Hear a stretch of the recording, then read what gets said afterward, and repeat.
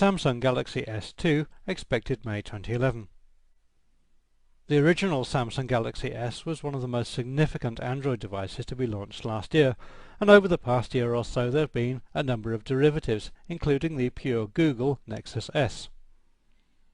The follow-up to the original Galaxy S is the imaginatively named Samsung Galaxy S2, which follows the trend of making smartphones progressively bigger and more powerful. The Galaxy S2 is a dual-core Android 2.3 smartphone with a large 4.3-inch Super AMOLED Plus display, an 8-megapixel camera on the back, plus Samsung's own software enhancements to make this a somewhat different experience from plain Android devices. In design terms, this is a big black slab of a phone that looks smart but dull at the same time. The front of the handset is dominated by the large 800 by 480 pixel panel using a new version of Samsung's AMOLED technology that they say gives a much sharper display.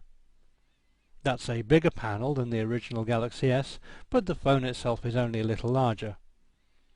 It is a very slim device, at just 8.5mm thick at its thinnest point, and surprisingly it only weighs 116 grams. On the back of the Galaxy S2 is a prominent 8-megapixel camera with LED flash, capable of 1080p HD video recording at 30 frames per second, one of the highest specifications that we've seen on any phone. On the front is an ancillary 2-megapixel camera for video calling, something that was missing on earlier Android handsets. The camera supports geotagging, and Samsung always add useful enhancements such as smile detection to the mix. Inside is a 1 GHz dual-core Samsung application processor, which we guess is Samsung's new Exynos CPU, coupled with a generous 1 GB of RAM, which should help the Galaxy S cope with the most demanding of applications. Internal flash memory is 16 GB or 32 GB, with a microSD slot that can take up to 32 GB on top of that.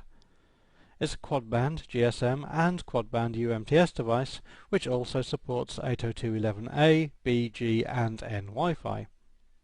The Galaxy S2 also supports HSPA+, sometimes marketed as 4G, although it isn't really, with maximum download speeds of up to 21 megabits per second, if your carrier supports it, that is. Multimedia playback is aided by the powerful CPU, so the Galaxy S2 can happily cope with full 1080p video playback in a variety of formats, including DivX, Xvid, VC1 and all the usual video types. There's a 3.5mm audio socket, and the Galaxy S2 supports DLNA and Wi-Fi Direct, but it lacks an HDMI port.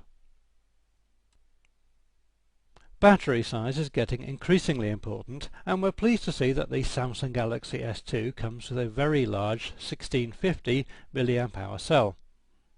We don't know how much talk time that would give, but real-life Android phones can burn through energy quite quickly if you use them to their fullest capabilities. As you'd expect, the Galaxy S2 comes with GPS and all the usual Android goodies. Samsung have added their own hubs to the interface. For example, the Social Hub integrates all your social networking functions into one screen. One unusual feature with the Galaxy S2 is the inclusion of NFC technology that allows contactless payments. Although it seems to be geared up for fun, the Galaxy S2 has lots of enterprise-ready features as well, including support for Microsoft Exchange ActiveSync, VPN capabilities, device encryption, remote management, and a Cisco WebEx client. Apparently scheduled for release in most markets in May, although some may get it earlier, the Samsung Galaxy S2 will certainly be one of the most advanced smartphones that you can buy. There's no word on pricing, but we'd expect the launch retail price to be over €600, with prices then settling down to €500 or so. There's no doubt that this is an impressive piece of kit, and it goes to show that dual-core devices are likely to dominate the high-end smartphone market during 2011, as we predicted they would at the end of last year.